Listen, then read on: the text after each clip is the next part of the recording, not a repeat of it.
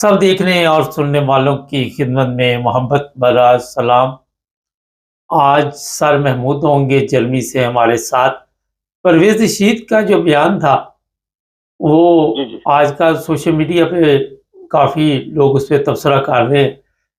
मैंने सोचा क्यों ना सर से भी पूछें उनका क्या ख़्याल है और जो बयानात इस तरह दिए जाते हैं, उनसे कोई तब्दीली आ सकती है? क्यों सर, क्या फ़ायदा होगा इस बयान का? कोई आप देख रहे हैं अरसा दराज से नून इसमें लीग। इसमें इसमें 2-3 चीज़ें हैं। एक चीज़ तो ये है कि परवेज़ परवेज़ रशीद जो है, ये नवाज़ शरीफ का बहुत क्लोज़ आदमी है हुँ। और नवाज़ शरीफ का कोई यार-ए-गार या कोई ख़ास आदमी इसको कह दें। दूसरी बात ये है कि ये पिछले 1.5-2 साल से मरियम नवाज़ का मशीर है हुँ। और जो कुछ होता रहा, पंजाब के अंदर होता रहा, इसकी निगरानी में होता रहा, इनके इनके सामने होता रहा, आँखों के सामने हुआ। जिस तरह वो जत्थे बना के जाते रहे और पंजाब की इंतज़ामिया, पुलिस जिस तरह मुलव्वस रही उस मामलात में, सबने देखा है, तो ये वहाँ पे मौजूद था। हुँ। और अब जब इस तरह ये बोला है, इस दौरान देखें आप 2-3 कत्ल भी हुए, 3-4 कत्ल हुए। एक बहावलपुर में हुआ, 2 मंडी बहाउद्दीन में हुआ, एक पिंडी में हुआ, एक जला मूसा में हुआ, अभी एक कसूर में हुआ। ये सारे कत्ल भी इनके दौर में हुए वहाँ पे। लेकिन किसी जगह पे किसी हुकूमती मशीर, किसी का तर्जमान का बयान नहीं आया। अब सेनेट में इसने बयान दिया है और उसके बयान यकीनन बयान तो मुशावरत के बाद ही होता है। और खास बात ये है कि पाकिस्तानी मीडिया जो पिछले 1.5-2 साल से एमडीओ पे, जब उनकी इबादतगाहों पे हमला हो रहा था, नमाजों पे हो रहे थे, कराची में लोग नमाजी शहीद किए गए हैं, खवातीन को गिरफ्तार किया गया है, मुल्क के अंदर एक आग लगी हुई थी, तब पाकिस्तानी मीडिया किसी जगह बोला नहीं है। लेकिन परवेज़ रशीद वाले मामले में पाकिस्तानी मीडिया ने उसको, सब मीडिया ने तकरीबन उस पर बात की है और उसको बुलेटिन तौर पर चलाया भी है, उस पर शायद तबसरा भी किया है और यकीनन अब करेंगे भी।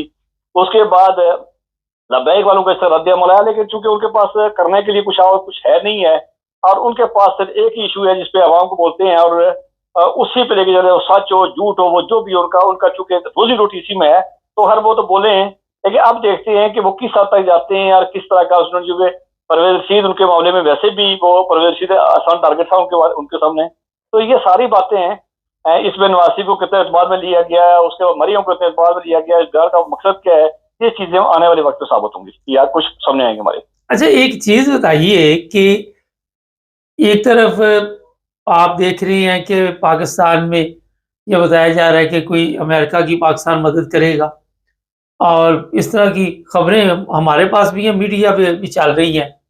दूसरी तरफ इसी मौके पे ये बात की गई, हो सकता है अवाम का कोई ध्यान-श्यान इधर-उधर करने का प्रोग्राम बना हो। ये भी हो सकता है। देखिए, मदद की जहां तक बात है, मदद वाला काम तो अब आगे क्या बढ़ता है। देखिए, जिस दिन पाकिस्तान के हालात अंदर इस तरह के हैं कि जिस तरह ट्रंप ने जिस दिन गजा के अंदर, ज़ाहिर ट्रंप की मर्जी से हुआ था, गजा के अंदर जंगबंदी को जिस दिन वीटो किया गया, उस दिन आपको याद होगा शहबाज शरीफ ने और बाकियों ने ट्रंप को जो है अमन का पैगंबर करार दिया था।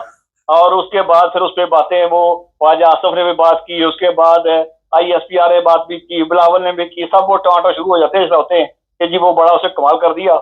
उसके बाद जंगबंदी वाली भी जब चीज की, जंगबंदी वाली पर देर से नई हमारे पास कहानियां आई हैं। कल जब उन्होंने फैसला उस पर हमला किया है, तो उससे पहले पता चला जी कि हमने उसको नामजद कर लिया नोबल इनाम के लिए, और ये भी पता चला हमें कि जी हमने बहुत सियासी बलूगत का इजहार करते हुए हमने उसको किया है। आज वही लोग जो कल उसको कह रहे थे बलूगत का इजहार किया, आज वो कह रहे हैं हमने आकवाम फिजा के फला फला की खिलाफवर्जी की है, उसके खिलाफ मुकदमा चलाया जाए। इसको के अंदर तादाद है, इसके सुबह शाम बयान बदली होते हैं। अब जहां तक तल्लक है, रात को उन्होंने वहां भी हमला किया, हमला करने के बाद अमेरिकन मौकफ जो है कि उन्होंने अपने जो टारगेट थे वो अचीव कर लिए हैं। अब ईरान अगर अबनाए हरमज की तरफ जाएगा, तो यहाँ से याद रखें कि यहाँ पे जितनी भी जो आमदरफ्त होती है वो एशियाई ममालिक ज्यादा होती है।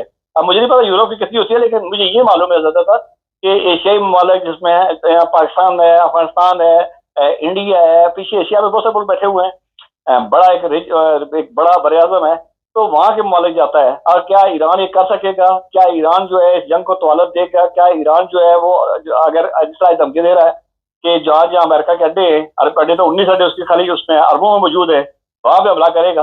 जब इस तरह का हमला करेगा तो फिर अरब जो कि पाकिस्तान के साथ तल्लुकात है, और हमारे शहबाज शरीफ साहब जो है वो जहाज से एक जगह जहाज के पहिए लगे तो दूसरी साइड पे चले गए वो, तो अरबों में तो लगातार रहे हैं, सुबह शाम वहां घूमते रहे हैं।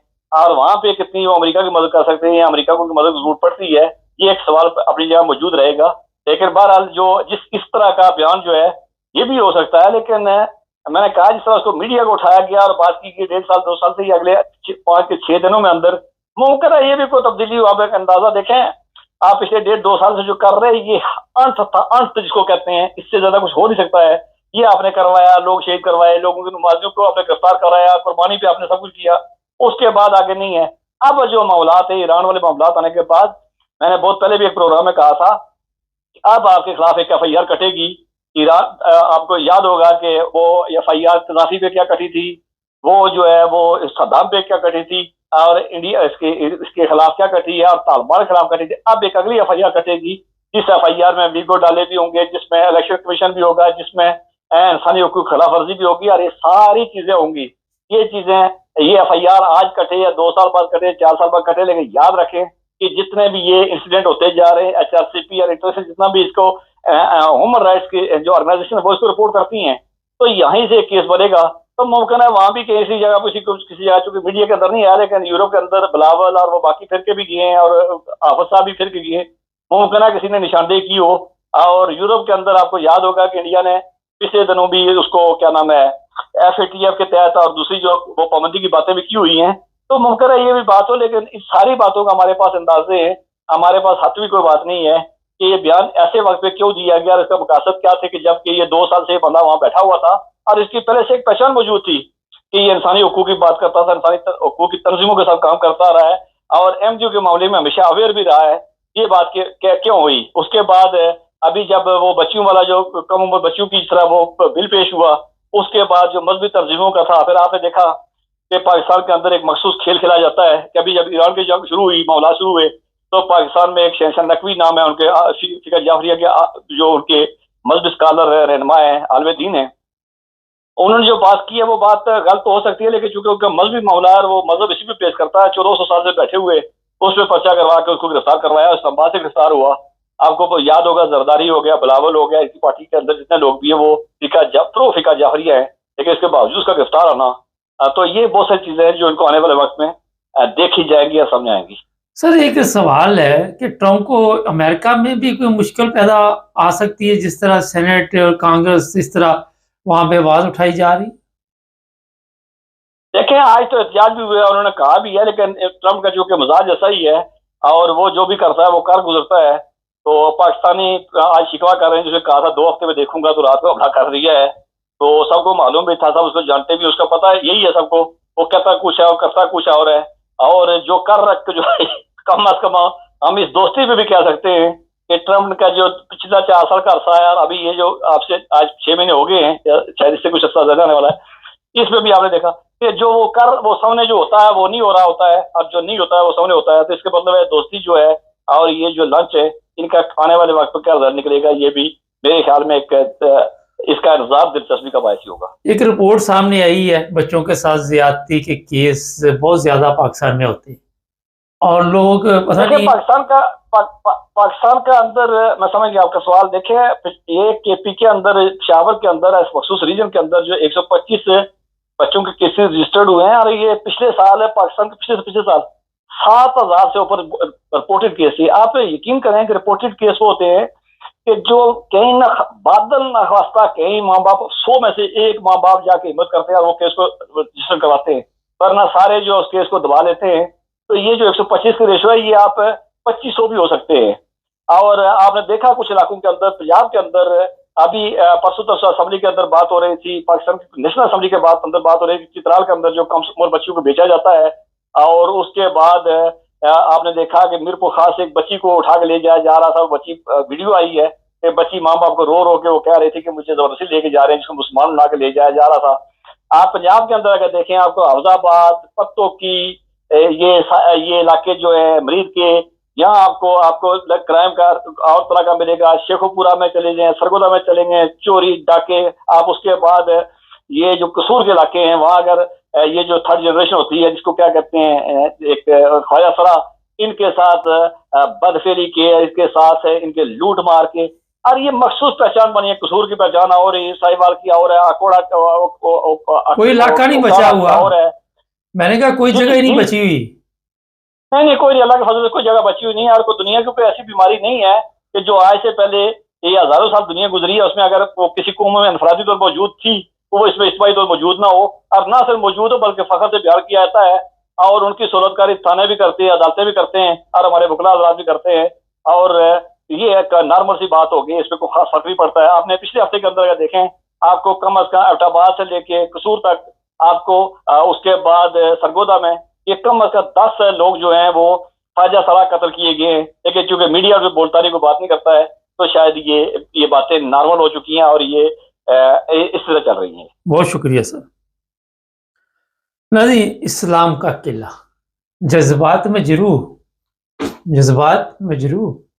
کسی کو نماز پڑھتا دیکھے جذبات میں جروح، کسی کو قربانی کرتا دیکھے جذبات میں مجروح، مگر یہ جو کچھ ہو رہا ہے اس پر قوم سوئی ہوئی ہے، کسی کو کچھ نہیں فرق پڑتا، کسی کے ذرا سا بھی ہوتا ہے نا کہ غیرت جاگ جائے، کوئی اپنے آپ کو قوم بدلنا چاہے، ضرورت ہی نہیں بدلنے کی۔ بیڑا گرک ٹھنڈی سڑک، چینل کو سبسکرائب کر لیں، جڑے رہیں۔ سب دیکھنے اور سننے والوں کی خدمت میں محبت بھرا سلام نہ دیں۔ عرفان احمد خان صاحب ہمارے ساتھ ہیں۔ امریکہ نے حملہ کر دیا، خان صاحب 15 دن کا ٹائم 2 ہفتے کا دے کے تو پہلے ہی حملہ کر دیا، اتنی کیا جلدی تھی؟ دیکھیں، جو امریکن پالیسیز اب تک رہی ہے اس میں جو جنگ کی صورتحال پیدا ہوئی ہے، جنگ کے بادل جس طرح چھائے ہوئے ہیں، اس میں یہ انتظار کرنا کہ باقی کو 15 دن آپ کو دے گا، اب یہ اس کی ایک چال بھی ہو سکتی ہے۔ اب کل صبح آپ کے ساتھ پروگرام کیا اور اس کے بعد ہی مجھے فون وہاں سے قطر سے آیا اور بتایا کہ یہاں امریکن جہاز جو ہے آسمان پہ چھائے ہوئے ہیں اور لینڈ کر رہے ہیں دبا دب نیچے، اور سارا دن یہ خبریں آتی رہی کہ بھئی وہاں پہ جہازوں کی لینڈنگ جو ہے وہ جاری ہے، اور شام تک بتایا گیا کہ 300 جہاز جو ہیں امریکہ کے وہاں لینڈ کر گئے ہیں قطر کے اوپر، 5000 فوجی جو ہیں وہ اترے ہیں قطر کے اندر، اور جو بحری بیڑا ہے وہ بھی گلف کے اندر موجود ہے اس وقت۔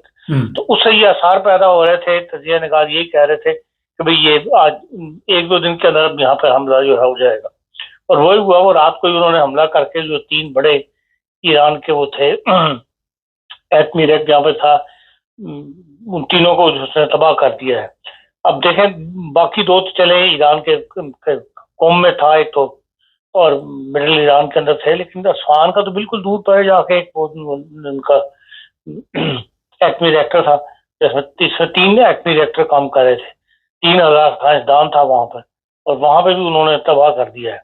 لیکن یہ بات سمجھ میں نہیں آتی کہ جو ایران، جو ان کا اقوام متحدہ کا جو ادارہ ہے ایٹمی کا آسٹریلیا کے اندر، اس کے سربراہ کا جو بیان آیا ہے ابھی تھوڑی دیر پہلے، اس میں وہ کہتا ہے کہ تینوں وہاں سے ایٹمی شعاعیں وغیرہ جو ہے وہ باہر نہیں نکلی ابھی تک، جبکہ ایران یہ کہتا ہے ہم نے تباہ کر کے رکھ دیا۔ تو اب وہ انہوں نے کہاں رکھے ہوئے ہیں؟ اصل میں تو وہ سینٹر ہیں افزائش کے، جہاں پہ یورینیم پیدا کیا جاتا ہے۔ تو پھر بھی جو بھی یورینیم کی جتنا بھی پیدا کیا گیا ہے، جتنا بھی وہاں موجود تھا، وہ باہر ابھی تک اس کے کوئی ایسے اثرات باہر آئے نہیں۔ تو یہ ایک اچھی خبر ہے، لیکن یہ کہ بھئی کب تک، یا اگر یہ تابکاری نظام نکلنا شروع ہو گئے تو پھر ایک اوپن کی جنگ والی کیفیت پیدا ہو جائے گی، پھر ایران خاموش تو نہیں رہے گا۔ لیکن اس ساری جنگ کے اندر جو صورتحال سامنے آئی ہے، اس میں افسوس جو ہے وہ مسلمانوں کے رویے پر آتا ہے انسان کو، کہ بھئی اب اوپنلی یہ بات کہی جا رہی ہے۔ کل رات بڑی لمبی ڈسکشن تھی جرمن ٹی وی کے اوپر، جس میں مسٹر ایڈمنڈ راٹکا، جو کونراڈ ایڈناور فاؤنڈیشن ہے، اس کے ڈائریکٹر ہیں جارڈن کے اندر، وہ بھی تھے اس بحث میں، اور اسٹیفن لوکاس جو مڈل ایسٹ جرمن پولیٹیکل ایک فاؤنڈیشن ہے، اس کے وہ فاؤنڈر ہیں، انہوں نے بھی اس میں حصہ لیا، اور وہ کہتے ہیں کہ کلیئرلی اس معاملے میں سعودی عرب نے بھی مدد کی ہے، اور آپ کے اور جارڈن نے بھی مدد کی ہے اسرائیل کی۔ جارڈن نے ڈرون بھی گرائے ہیں اور جو میزائلز ہیں وہ بھی گرائے ہیں۔ وہ بہانہ یہ بتاتے ہیں کہ بھئی یہ میزائلز وہ تھے جن کا خطرہ تھا کہ یہ ہدف سے پہلے ہی ایران جارڈن میں گر جائیں گے، تو اس لیے ہم نے ان کو ناکام بنایا۔ یہ ایک بہانے والی بات ہے، ایسی بات نہیں ہے۔ جو اتنی لانگ رینج میزائل انہوں نے وہاں سے فائر کیے ہیں، وہ کوئی اردن و گلے کی بات نہیں تھی۔ اس کو کوئی تسلیم نہیں کر رہا. یہ جو ڈسکشنز میں لوگ حصہ لے رہے ہیں, تھنک ٹینکس کے لوگ ہیں, یہ لوگ بھی ایسی ڈسکشن کو قبول نہیں کر رہے. اور سعودی عرب جو ہے اس نے اپنی اسپیس دی ہے اسرائیل کو استعمال کرنے کے لیے. تو اور قطر کے ساتھ ساتھ تو وہاں سے تو اڑ رہے ہیں اس وقت ان کے طیارے. تو مسلمانوں ایک طرف OSCE کانفرنس ہوئی ہے جس میں سوائے تقریریں کرنے کے کوئی خاص نتیجہ سامنے نہیں نکلا.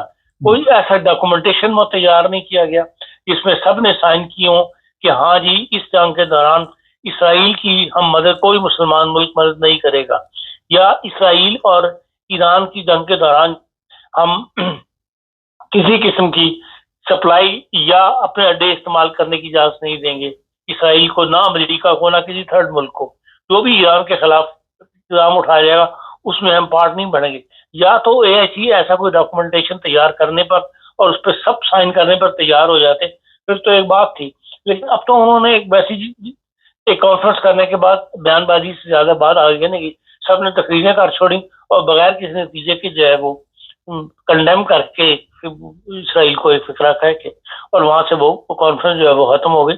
تو اس لیے جو آنے والے حالات ہیں اس میں ایران نے اکیلے لڑنا ہے اور اس لیے ایران کو ہر قدم جو ہے وہ احتیاط کے ساتھ اٹھانا پڑ رہا ہے.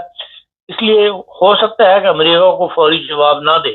وہ اس نے اس سے پہلے دھمکیاں بہت دی ہوئی ہیں کہ ہم امریکہ کا یہ کر دیں گے اور ہم جو بھی اس میں پارٹ بنے گا اس جنگ کا اس کو ہم تباہی پھیر دیں گے. لیکن یہ ہے کہ بھئی جو اکیلا اس نے لڑنا ہے پوری دنیا سے, جبکہ مسلمان ممالک بھی اس کے ساتھ نہیں ہیں, تو وہ ہر قدم جو ہے وہ ایک بہت احتیاط سے اٹھائے گا. لیکن اب یہ نظر یہ آتا ہے کہ جنگ جو ہے طوالت اختیار کرے گی اور ابھی تک کی جنگ میں جو زیادہ نقصان ہے وہ ایران کا ہے, اس لیے کہ ایران کی فضائیہ نے کوئی اس کی مدد نہیں کی, کوئی طیارہ وہ نہیں گرا سکے. ایران بھی, اسرائیل کے طیارے بھی 60 کے قریب وہاں حملہ آور ہوتے رہے. اب امریکہ کے طیارے بھی وہاں آ رہے ہیں سرزمین کے اوپر اور حملے کر کے واپس جا رہے ہیں اور ان کو کوئی روکنے والا نہیں ہے.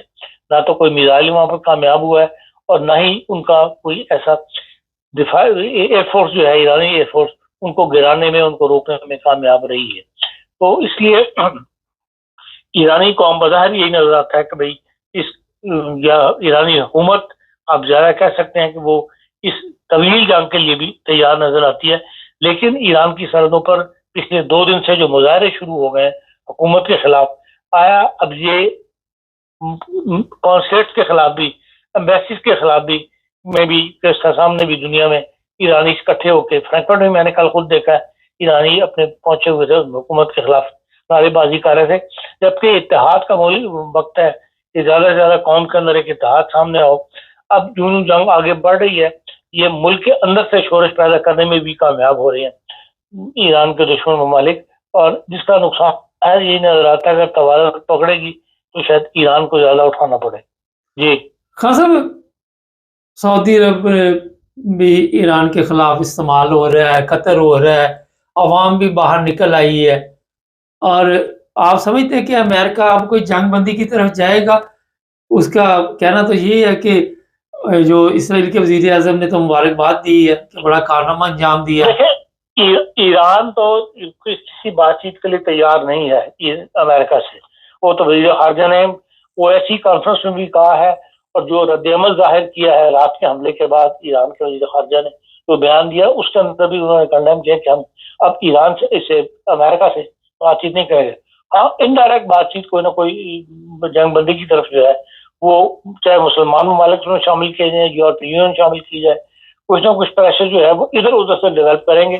لیکن امریکہ سے شاید اب ایران دوبارہ ڈائریکٹ بات چیت نہیں کریں گے. امریکن شہری بتایا جا رہا ہے نیو یارک وغیرہ میں کہا گیا احتیاط کرے, ان کو کیا نقصان پہنچ سکتا ہے؟ آپ کی آواز نہیں کلیئر آئی کیا؟ میں نے کہا یہ بتایا جا رہا ہے کہ نیو یارک اور امریکہ کے بڑے شہروں میں انہوں نے کہا اب سیکیورٹی جو ہے اس کو سخت کر دیا گیا ہے, تو وہاں پہ کیا نقصان پہنچ سکتا ہے ایران کا؟ لیکن وہاں حفظ ماتقدم کے طور پر ایسا اسٹیپ دوبارہ اٹھایا جاتا ہے. اگر جنگ پھیلتی ہے, آپ کو پتا کل رات یوکرائن میں روس نے بھی 287 ڈرون جو ہے اور میزائل جو ہے وہ پھینکے ہیں. کل رات وہاں بھی جنگ تیز ہوئی ہے.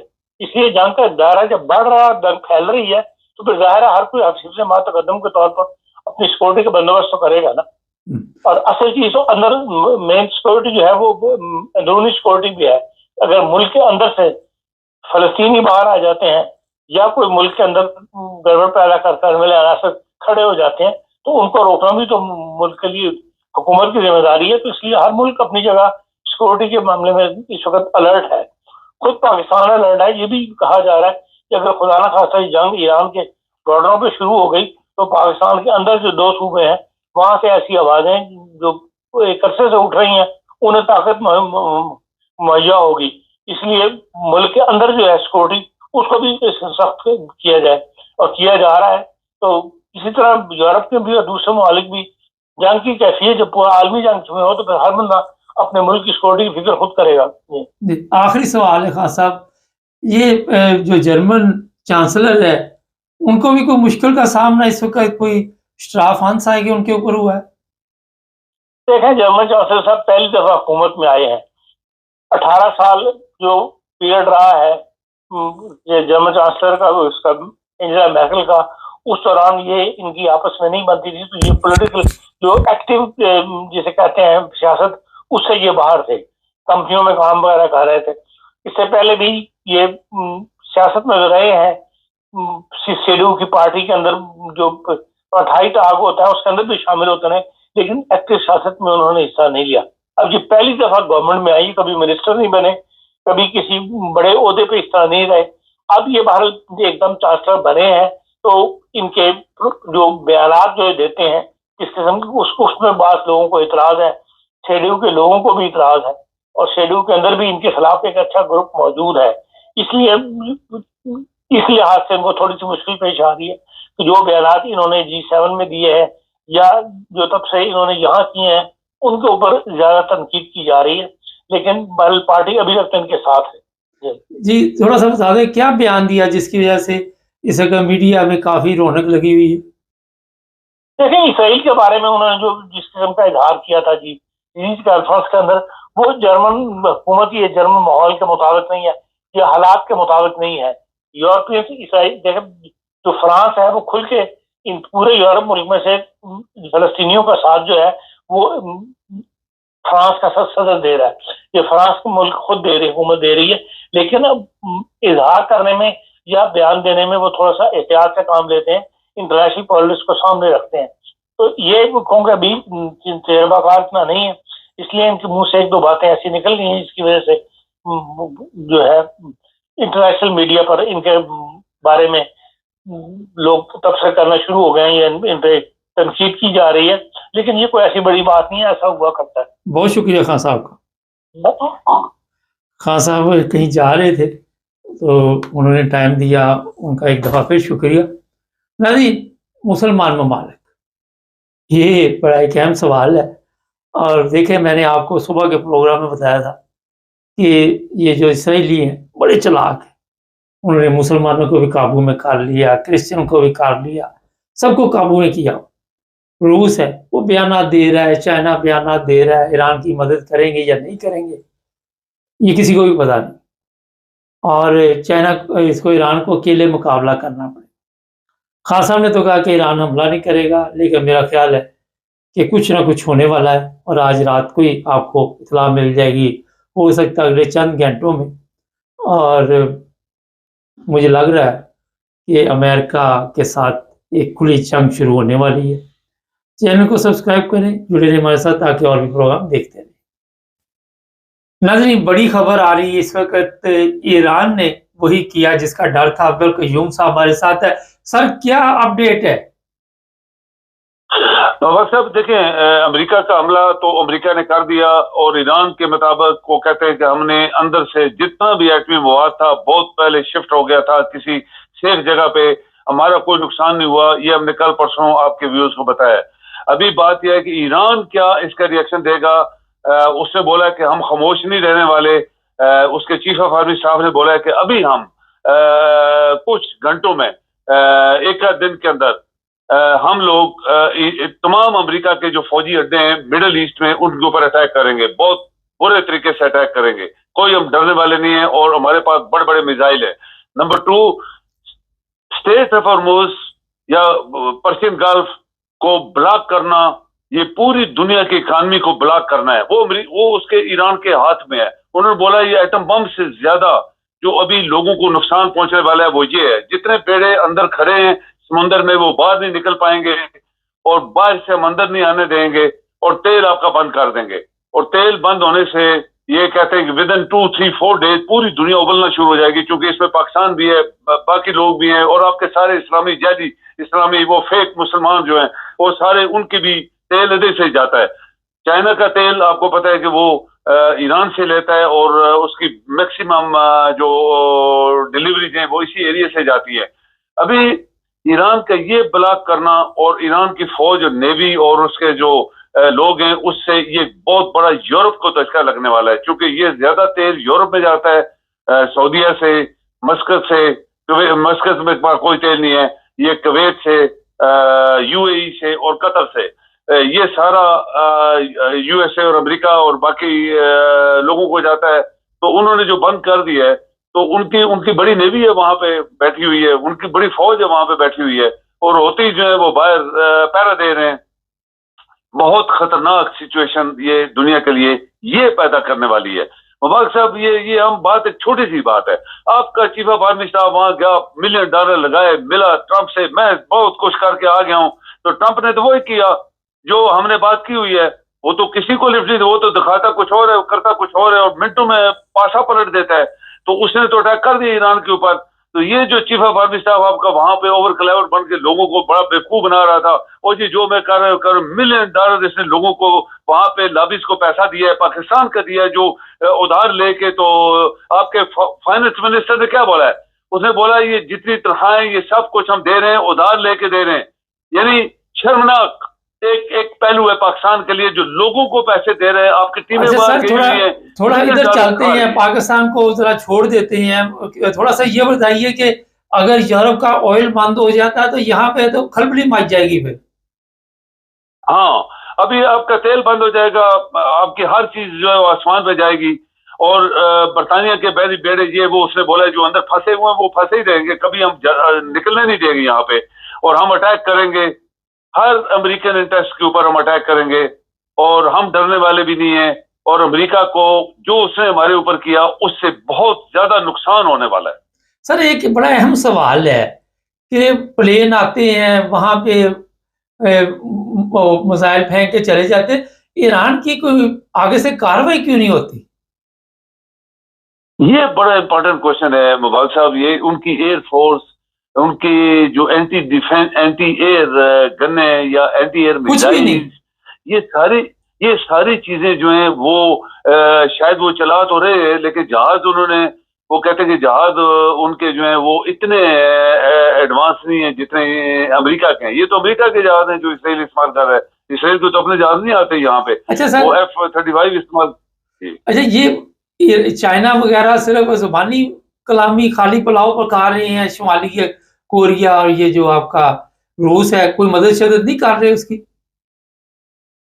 جی صاحب یہ سچی بات ہے۔ یہ جو لوگ سوچنے والے ہیں یا جو لوگ اس کے اوپر فکر کرنے والے، وہ یہی سوچ رہے ہیں کہ چائنا رشیا کے ساتھ تو ان کا ایک ڈیفنس معاہدہ بھی ہوا تھا ایران کا، اگر اس کے اوپر اٹیک ہوا تو ہمارے اوپر اٹیک ہوا، ہمارے اوپر اٹیک ہوا تو ایران ہماری مدد کرے گا۔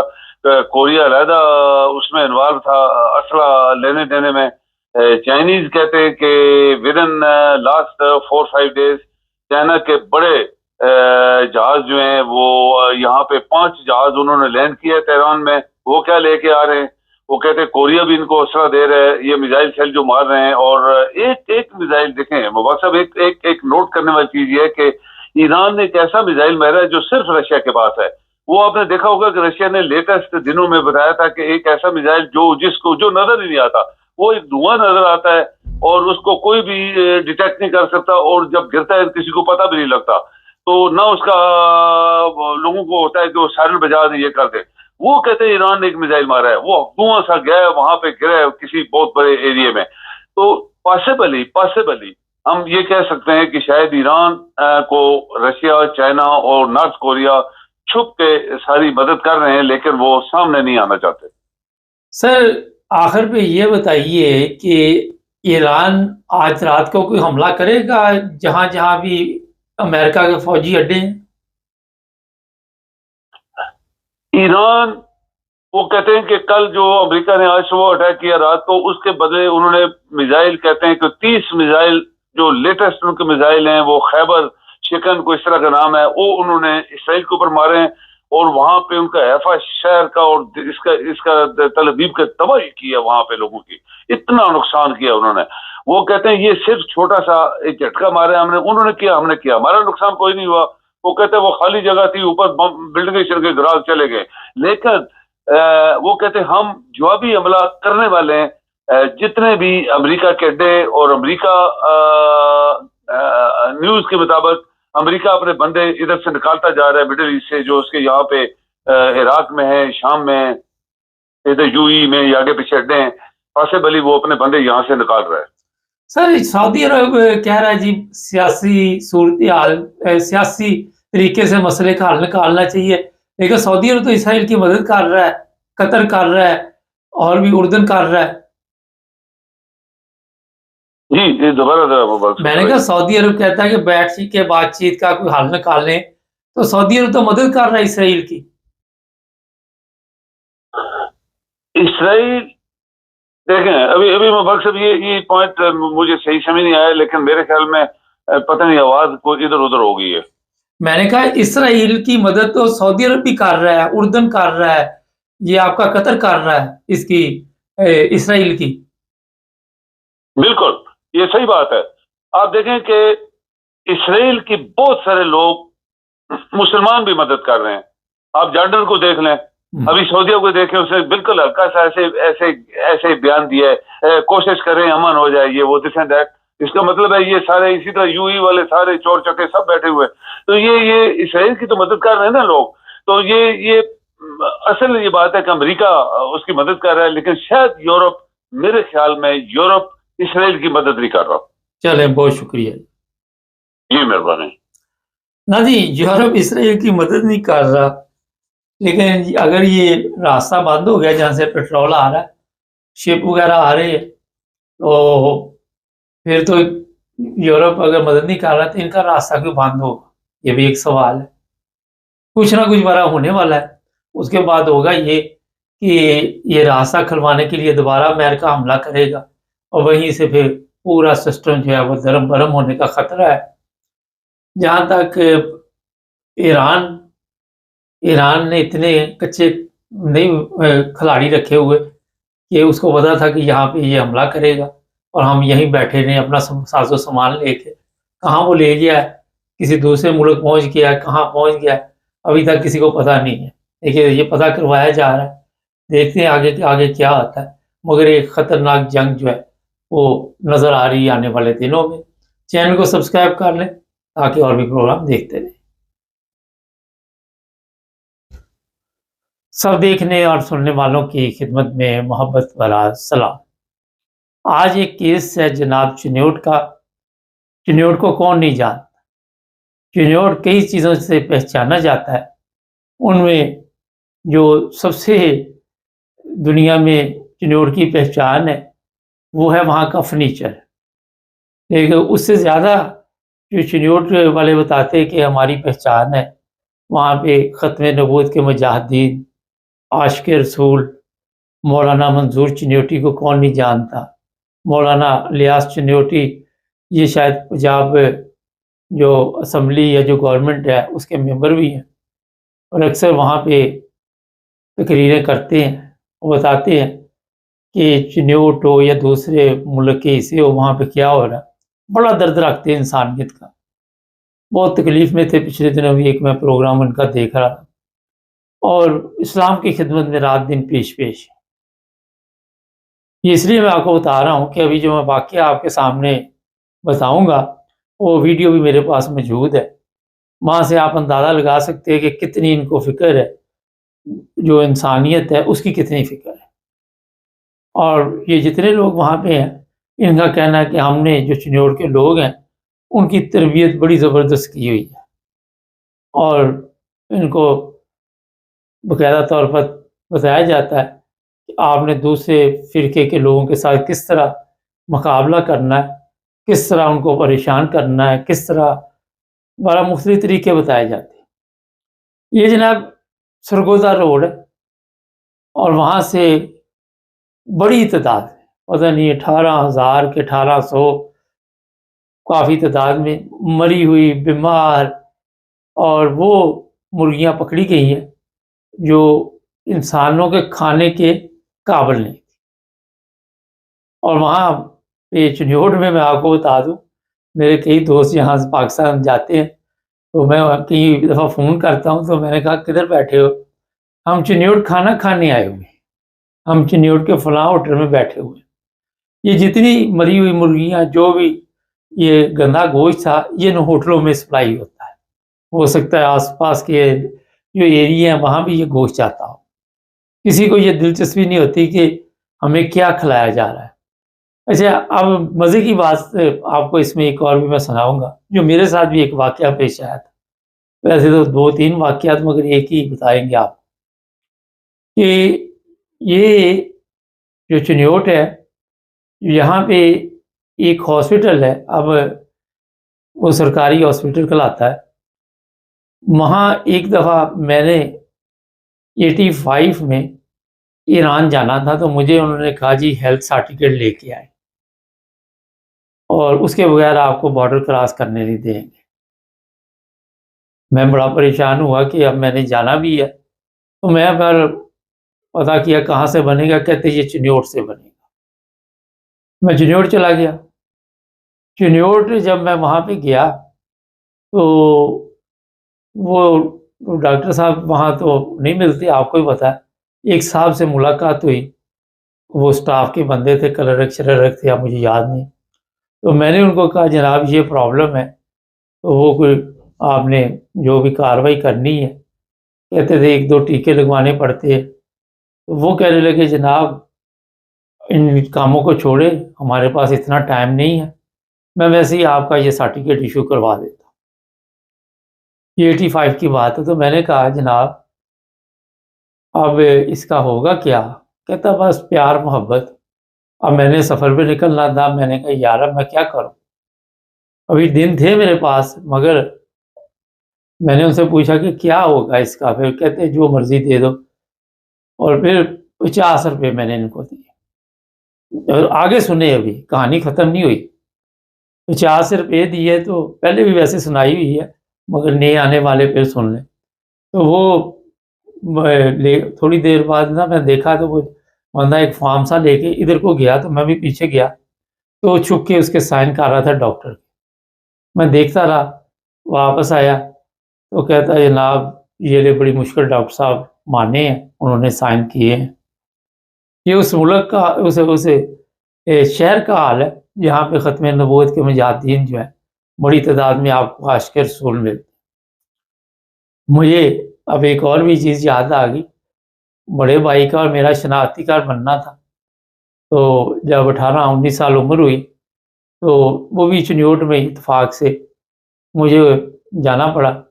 تو 2-3 چکر تو صاحب بہادر نے ویسے ہی لگوا دیے، جون جولائی گرمی تھی۔ اور پھر میں دوبارہ جب گیا تو کہنے لگا کہ پھر آپ کے فارم وغیرہ ٹھیک نہیں ہے، مگر میں کر دیتا ہوں کچھ۔ اور مجھے پھر اس نے آنکھ ماری، میں کہ یار اتنی گرمی ہے اور بڑا مشکل کام ہے، تو میں نے ان کو کہا یار کر دے پھر آپ۔ تو ایک ہفتے بعد میں گیا تو وہ اٹھ کے صاحب گلی میں آ گئے۔ یہ تحصیل جو ہے چنیوٹ کی، اس کے پاس تھا شناختی کارڈ کا آفس اس زمانے میں، اب تو پتہ نہیں کہیں اور چلا گیا۔ تو وہ جب میں لینے گیا تو اس نے نشانی لگائی ہوئی تھی کہ یہ صاحب آئیں گے، ان سے پیسے پوسے لینے ہیں۔ یہ 84 کی شاید بات ہے۔ تو وہ گلی میں آ گئے، میں نے وہاں پہ ان کو 10 روپے دیے، تو وہ کہنے لگے مجھے شرمندہ کر رہے ہو۔ تو میں نے کہا میں خود شرمندہ ہو رہا ہوں، کیا کروں اب؟ 5 روپے اور دیے۔ تو وہ جناب ختم نبوت کا مجاہد جو تھا بڑا خوش ہوا، وہ کہتا کوئی کام شام ہوئے تو اب آپ نے میرے پاس ہی آنا ہے۔ اور میں نے کہا میں تو ویسے ہی شاید ملک چھوڑ کے چلا جاؤں۔ خیر یہ باتیں میں نے اس لیے آپ کو بتائی، اتفاقاً ہی میرے ذہن میں آ گئی۔ اور بھی 1-2 واقعات تھے لیکن مٹی ڈالو۔ بتانے کا مقصد یہ ہے کہ جو خوراک ہے سب سے ضروری وہ پاک خوراک جو ہے جسم میں جانی چاہیے۔ اب یہاں پہ سوال ہے کہ لوگ کہتے ہیں آپ رشوت دینے والا اور لینے والا دونوں دوزگی ہے، لیکن یہ پرانی بات جو بھی میں نے اپنے 2 واقعات سنائے، اگر آپ وہاں پہ نہیں دیتے تو آپ کا کام نہیں ہوتا۔ 3 چکر اس نے مجھے شناختی کارڈ کے دفتر کے لگوا دیے، اور جتنی دیر میں نے اس کو پیسے نہیں دینے تھے اس نے چکر لگواتے رہنا تھا، کیونکہ وہ اس کے بغیر کام ہی نہیں کرتے تھے۔ اب وہاں پہ جو دینے والا وہ تو روزانہ اتنی گرمی میں دوزخ کاٹ کے آ رہا ہے، سفر کر کے کہیں سے آ رہا ہے، اور وہ آرام سے دفتر میں بیٹھے ہوئے، تو کیا کرے وہاں پہ؟ کیونکہ ہمارے تو یہ سسٹم بنا ہوا ہے۔ تو جناب جب تک پاک خوراک آپ کے جسم میں نہیں جائے گی، اس وقت تک آپ کس طرح ایسے فیصلے کر سکتے ہیں جس سے آپ کہے کہ ہم اسلام کے ٹھیکیدار ہیں؟ یہ بڑا ایک اہم سوال ہے، کیونکہ جب تک آپ کو ایسی غذا دی جائے گی، اور وہاں پہ آپ مزے کی بات سن لیں، یہ ڈاکٹر نے بھی چیک کی ہوں گی کہ ٹھیک ہے سب مرغیاں، کیونکہ ڈاکٹر بھی ویسے کہی، اور ان ہوٹلوں میں جانی تھی، بتایا جا رہا ہے کہ جو چنیوڑ کے بڑے بڑے ہوٹل ہیں وہاں پہ یہ چکن جو ہے وہ سپلائی ہونی تھی۔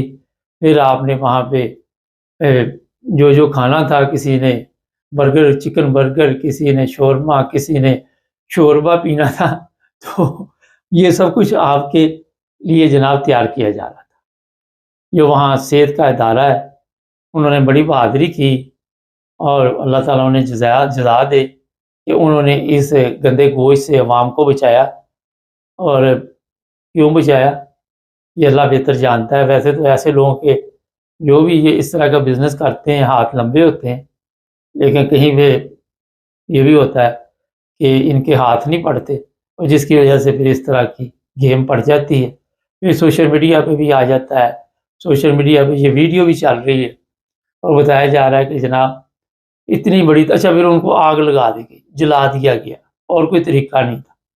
ختم نبوت کے 2 مجاہد وہاں سے پکڑے، عاشق رسول، ان کو اب کیا سزا ہوگی، FIR کوئی درج ہو، کیا وہاں پہ قوانین ہے، کیا سسٹم ہے، اللہ بہتر جانتا ہے۔ کیا یہ عدالت تک کیس پہنچے گا؟ اور یہ کوئی آخری کیس نہیں ہوگا، اس سے پہلے بھی ظاہر یہی بزنس چلتا ہوگا، لوگوں کو کھلاتے ہوں گے، لیکن ایک دفعہ رگڑا لگ گیا تو نئی ٹیم میدان میں آ جائے گی۔ یہ میں اس لیے آپ کو بتا رہا ہوں کہ سب سے ضروری جو ہے، اب وہاں ایران جنگ لگی ہوئی ہے، میں ایران بھی رہا ہوں، بارڈر کراس کریں، ان لوگوں کی صحت دیکھیں، ترکی کی صحت دیکھیں، یورپین کی صحت دیکھیں، یہاں پہ ہر چیز جو ہے وہ معیار کے مطابق دی جاتی ہے۔ پاکستان میں ان لوگوں کی صرف صحت صحیح ہے جن کے پاس پیسے ہیں، جو خود ہی بکرا ذبح کرواتے ہیں، جو خود ہی چکن مرغی ذبح کرواتے ہیں، وہ بازار سے نہیں لاتے، ان کی صحت ٹھیک ہوگی۔ باقی آپ دیکھ رہے جو وہاں عوام کی حالت ہے، وہاں سے آپ کو پتہ چل جائے۔ جب آپ کے جسم میں پاک اور صاف غذا نہیں جائے گی تو آپ سے جو فیصلے ہوں گے وہ کس طرح، چاہے آپ جج بن جائیں، آپ سیاست، یہ ہے بنیادی چیز، سیاستدان بن جائیں، آپ وزیر بن جائیں، مشیر بن جائیں، صدر بن جائیں، کچھ بھی بن جائیں۔ اپنے صدر صاحب جب سینمے کی ٹکٹیں بیچتے تھے تو وہاں بھی 2 نمبری کرتے تھے، اور پھر آپ صدر بن گئے تو کون سی 1 نمبری شروع کر دی۔ تو یہ جتنے لوگ وہاں پہ پہنچے ہوئے ہیں، یہ آپ کے شباز اور نواز، وہ بندہ کہتا میرے اتنے نان کھا جاتے تھے، بعد میں کھاتے 20 تھے، بتاتے 3 تھے۔ یہ بقاعدہ آپ کے سوشل میڈیا پہ چلتی رہتی ہے اس طرح کی، جب یہ اسکول کالج جاتے تھے۔ تو فراڈ ہم سب نے سیکھا ہوا ہے، کوئی نہیں چھوڑتا جہاں بھی دال لگتا ہے، اور معاشرے کا بڑا حصہ ہوتا ہے۔ اور یہی وجہ ہے کہ اب پاکستان میں آج میں دیکھ رہا، دادا نے پوتی کے ساتھ زنا کیا، وہ امید سے ہوگی، پھر اس طرح کی قصے کہانیاں آپ کو ملیں گی، اس طرح کے کیس ملیں گے۔ تو جناب میں اپنا لیاس چنیوٹی صاحب سے یہ کہوں گا کہ مذہب کی طرف دھیان تو آپ بڑا دیتے ہیں، ادھر بھی دھیان دیں۔ یہ مریا ہوا گوشت کھلا رہے ہیں لوگوں کو، تو ان کی تربیت ظاہر ہے چنیوٹ میں ہوئی ہوئی ہے۔ جب بھی کوئی بڑا کام ہوتا ہے پھر تو آپ کہتے ہیں کہ ختم نبوت کے مجاہدین نے یہ کام ڈال دیا، لیکن یہاں پہ جو کام ڈلا ہے اس کی طرف بھی توجہ دے، کیونکہ بڑی تعداد میں لوگ ہوٹلوں میں کھانا کھانے جاتے اور ان کو یہی چیزیں کھلائی جاتی۔ चैनल को सब्सक्राइब कर लें, जुड़े रहें हमारे साथ ताकि और भी प्रोग्राम देखते रहें। सब देखने और सुनने वालों की खिदमत में मोहब्बत भरा सलाम। नाज़रीन, अभी तक की जो ख़तरनाक ख़बरें हैं मैंने कहा आप तक पहुंचनी चाहिए। पहली तो ये है कि जो ईरान की पार्लियामेंट है उसने ये मंजूरी दे दी है। आप सबको ज़रा मैं सादा अल्फाज में बता देता हूँ कि 20-25% जो पेट्रोल है वो जिस रास्ते से गुज़रता है, जो समुद्री रास्ता है, उसको बंद कर दिया जाएगा। उसके बंद करने से यूरोप में तेल की किल्लत होगी और प्राइस जो है वो बढ़ जाएगी। अभी फैसला तो हो चुका है, आज रात को बंद होता है, सुबह बंद होता है। जैसे ये बंद होगा तो खलबली जो है वो आपको नज़र आ जाएगी यहाँ पे पेट्रोल स्टेशनों पे और इर्द गिर्द।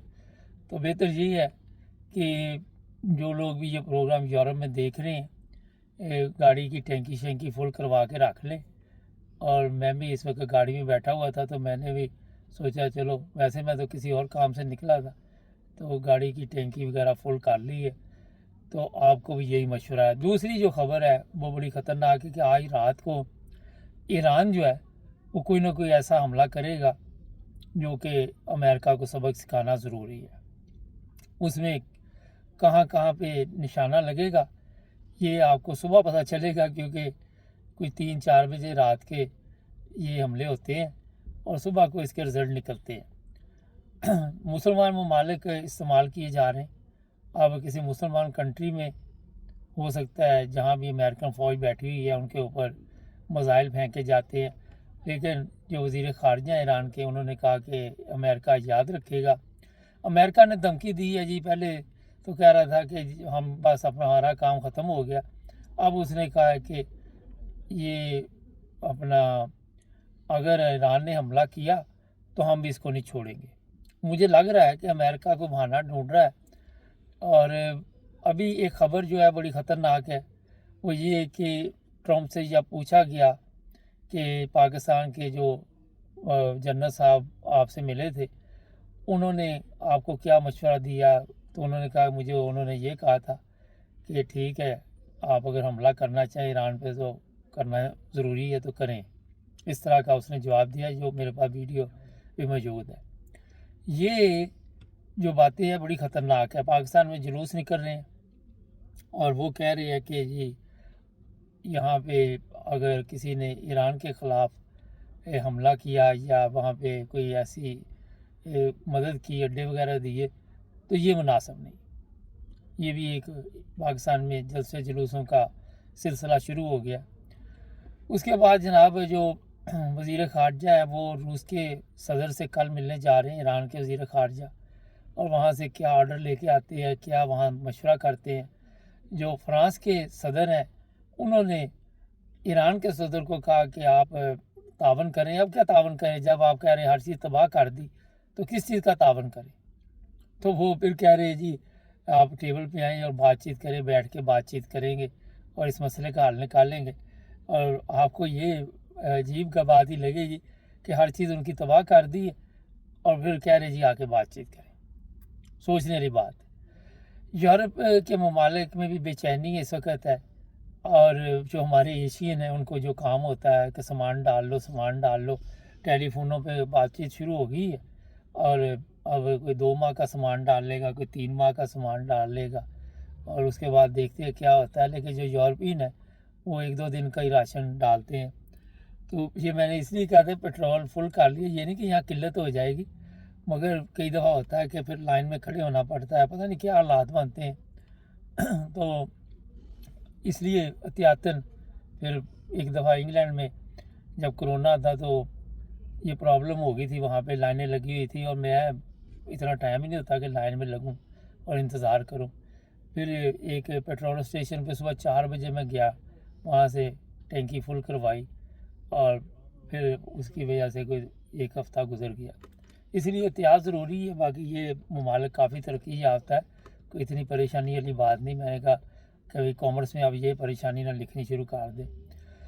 अच्छा जी, अब जो सऊदी अरब है, कतर है और कई ऐसे इस्लामी ममालिक हैं, उन्होंने इसराइल का साथ दिया है। वो कहते हैं पहले गद्दार को मारो, दुश्मन को बाद में मारो। ये गद्दार हैं सारे, मैं बिल्कुल साफ आपको कह रहा हूँ। और ये ऐसा ख़तरनाक खेल खेला गया है और उसमें मुसलमानों का तो नुकसान होना ही होना, और यही ये चाहते हैं कि मुसलमान को मुसलमान के साथ लड़ा दो। तारीख देख लें, पीछे जाके हिस्ट्री चेक करें तो आपको इसी तरह के वाक़यात जो है वो मामूली मिलते हैं।